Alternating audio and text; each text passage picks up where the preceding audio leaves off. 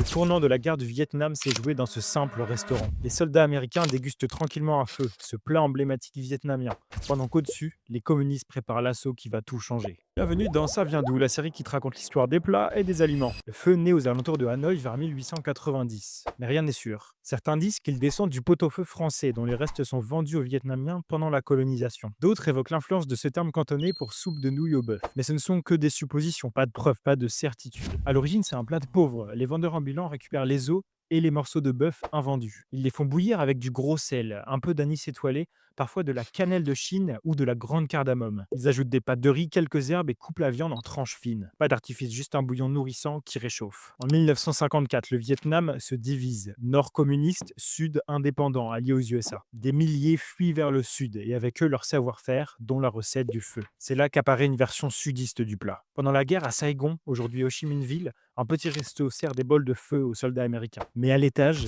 un groupe du Viet Cong se cache. Il prépare en secret l'offensive du Tet, une attaque massive lancée pendant le nouvel an lunaire. Le Sud avait donné congé à ses soldats. Personne ne voit venir l'assaut. Le feu devient témoin d'un tournant historique. Après la guerre, des milliers de Vietnamiens fuient leur pays. On les appelle les Boat People. Ils s'installent aux États-Unis, au Canada ou en Europe et emportent avec eux leur savoir-faire, notamment la recette du feu. Ils ouvrent des restaurants et ce plat s'internationalise. Le feu devient un symbole et une fierté. Si ça t'a plu, il faut absolument que tu t'abonnes.